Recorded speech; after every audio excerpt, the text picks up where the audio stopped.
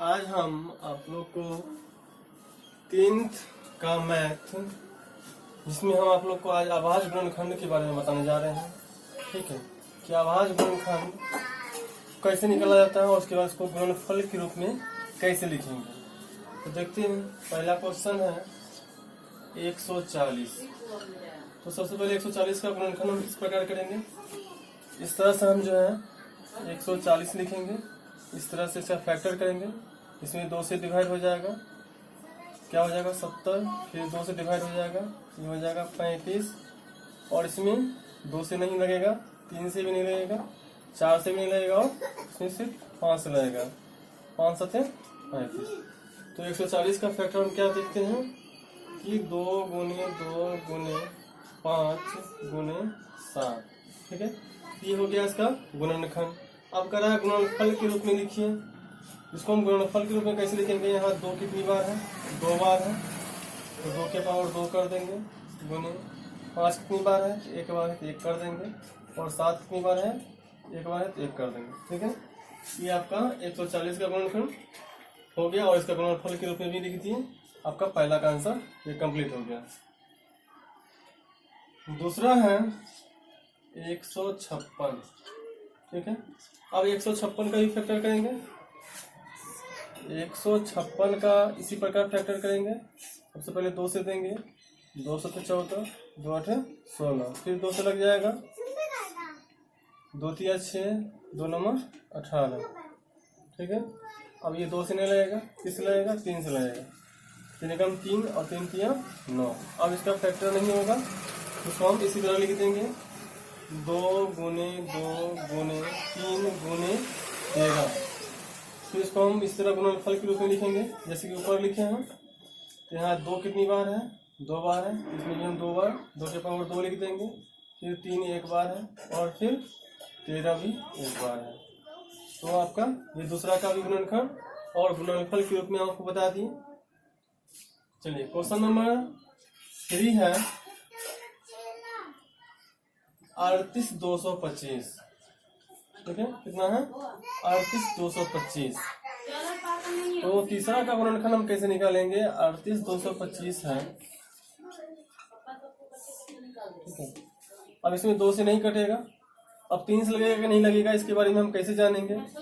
इसके लिए आपको व्यवस्था का नियम याद रखना पड़ेगा, 2 का 3 का 4 का 5, कम से कम आपको 10 तक का नियम जो है याद रखना पड़ेगा। अगर नहीं याद होगा तो हम फिर आपको अगले वीडियो में ये सारा नियम हम आपको लिख के दे देंगे। ठीक है, 2 से कटने का नियम होता है जिसके लास्ट में 0 या 2 होगा तो संख्या 2 से कट जाएगा। ठीक है, उसके बाद है 3 का नियम, जिस संख्या के अंकों के योग में 3 से भाग लग जाए। अब देखते हैं कि यहाँ 5 है, 5 2 7, 7 8 15, 15 3 18, 18 में 3 से भाग लग जाएगा। अभी हम बोले हैं जिस संख्या के अंकों के योग में 3 से भाग लग जाएगा वो संख्या 3 से कटेगा। ये हमारा जोड़ने पर 18 होता है और ये 3 से कट जाता है, इसलिए यहाँ 3 से डिवाइड हो जाएगा। ठीक है, देखते हैं, 3 एकम 3, 3 दूना 6, फिर 3 7 21, और 3 5 15। ये 3 से कट गया। अभी 3 से फिर कटेगा या नहीं कटेगा, फिर देख लेते हैं। 7 5 12, 12 2 14, 1 15, 15 भी 3 से डिवाइड हो जाता है, यानी कि 3 5 15 होता है। ये भी 3 से कट जाएगा। ठीक है, तो 3 चौका 12, और 3 दूना 6, और 3 5 15 हो गया। अब ये संख्या फिर 3 से कटेगा या नहीं, फिर देख लेते हैं। 5 2 7, 7 4 11। हम बताए थे कि जिस संख्या के योग में 3 से भाग लग जाएगा वो संख्या ही 3 से कटेगा, लेकिन यहाँ 11 हो रहा है तो 3 से नहीं कटेगा, 4 से भी नहीं कटेगा। जिसका अंतिम 2 संख्या अगर 4 से डिवाइडेड हो तो संख्या 4 से भाग लग जाएगा। 5 का नियम है, जिस संख्या के इकाई स्थान पर 0 या 5 होगा वो संख्या 5 से कटेगा। तो ये संख्या 5 से आपका डिवाइड हो रहा है, तो 5 8 40, 2 बच रहा है, 2 5 25, 25 25। फिर यहाँ 5 आ रहा है, फिर 5 से लग जाएगा, 17 25 50। ठीक है, तो हमारा फैक्टर आ गया 3 गुने 3 गुने 5 गुने 5 गुने 17। ठीक है, तो हम यहाँ देख रहे हैं कि 2 3 है, तो हम 3 के पावर क्या लिखेंगे, 2। 2 5 है तो हम 5 के पावर क्या लिखेंगे 2, और यहाँ 17 कितनी बार है 1 बार है तो 1 करेंगे। आपका ये तीसरा का आंसर कंप्लीट हो गया। चलिए क्वेश्चन नंबर 4 पे आते हैं। क्वेश्चन नंबर 4 है 5005, ठीक है, और 5005 का फिर फैक्टर करेंगे हम, ठीक है। पहले इसको मिटा लेते हैं। अब 5005 का फैक्टर किस तरह करेंगे, लिखेंगे 5005। हम पहले बोले जिसकी इकाई स्थान पर 5 हो संख्या 5 से ही कटेगा, तो 5 से डिवाइड करेंगे इसमें, तो यहाँ 5 है, ये भी एक 5 से कम 5 कर जाएगा, फिर 00 उतर जाएगा, फिर यहाँ 5 उतर जाएगा, 5 सॉरी, यहाँ फिर 5 से कम 5 होगा, 1 होगा यहाँ। अब कितना हो गया 1001। अब 1001 में कितना से भाग लगेगा वो देखेंगे। 1001 में कितना से भाग लगेगा तो देखेंगे, और इसको हम डिवाइड करके देखेंगे तो 6 से भी नहीं कटेगा, 7 से देख लेते हैं। 7 से कम 7, 7 चौक 18, 7 है 7 से कट जाना है, ठीक है। 7 से कम 7, 10 में 7 गया 3, 3 पर 0 30 होगा, फिर 7 चौक 28, फिर यहाँ 2 और 2 पर 1 21, 7 या 21, ये कट गया, 7 से कट गया, कितना आ गया 143। अब ये संख्या कटेगा कि नहीं कटेगा वो देख लेते हैं। 143 है, 143 किससे कटेगा,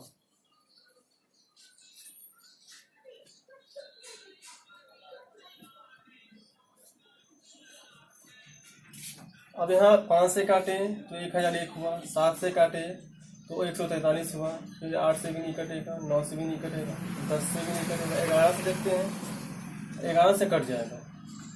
11 से देखते हैं, अगर 11 से भाग देते हैं 14 में, एक मतलब लाएगा, ठीक है, और फिर यहाँ 3 बचेगा, और 3 पर 3 33 होता है, तो 11 3 33 भी कट जाएगा। तो हमारा इस तरह से ये फैक्टर कितना हो जाएगा 5 गुने 7 गुने 11 गुने 13, ठीक है। तब यहाँ देख रहे हैं सब संख्या सिंगल ही है, तो हम इसको लिख सकते हैं 5 के पावर 1 गुने 7 के पावर 1 गुने 13 के पावर 11 के पावर 1 गुने 13 के पावर 1। तो इस तरह से आपका जो है क्वेश्चन नंबर 4 तक का आपका गुणनखंड और गुणनफल के रूप में बता दिया गया है। अब क्वेश्चन नंबर 5 है। क्वेश्चन नंबर 5 देख रहे हैं कि 7429 है, 7429 है, ठीक है।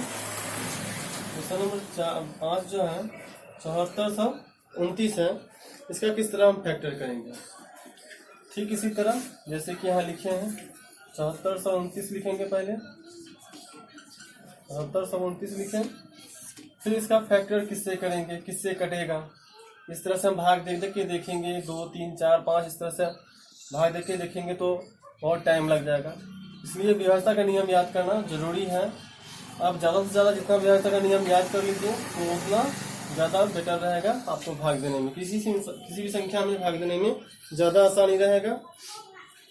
तो ये संख्या जो है 17 से कटेगा, कितना से कटेगा 17 से कटेगा, 17 से कटेगा, तो 17 से कटेगा तो कितना मतलब कटेगा 17 गुना 34 17 51 17 चौका 68 17 85 17 चौका 68, ठीक है। अब 74 में 68 घटा देंगे तो कितना होगा 14 में 60 गया 6 और ये कट जाएगा, इसके बाद हो जाएगा ये 2 और 9। ये 17 से भाग देंगे, इसमें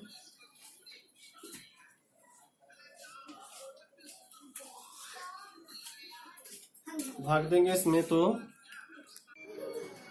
ठीक है, इसमें 17 से भाग देंगे तो कितना मतलब कटेगा, तो 17 से भाग देंगे तो इसमें अभी बोले हैं कि 17 से भाग देंगे पर ये 431 मतलब कटेगा। नहीं आता हो तो भाग दे के देख सकते हैं, ठीक है। और उसका ये फिर 19 से कट जाएगा, कितना मतलब है 23 मतलब। तो इसका इस तरह से फैक्टर हो जाएगा 17 गुने 19 गुने 23।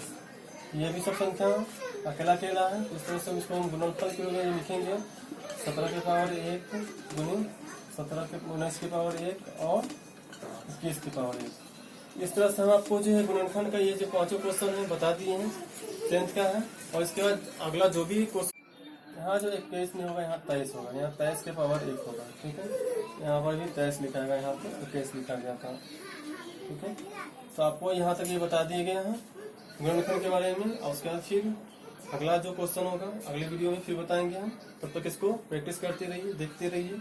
और नए हो तो उस चैनल को सब्सक्राइब करें, लाइक करें, बस इससे हमको भी खुशी मिलेगा कि आप हमारे चैनल को पढ़ रहे हैं।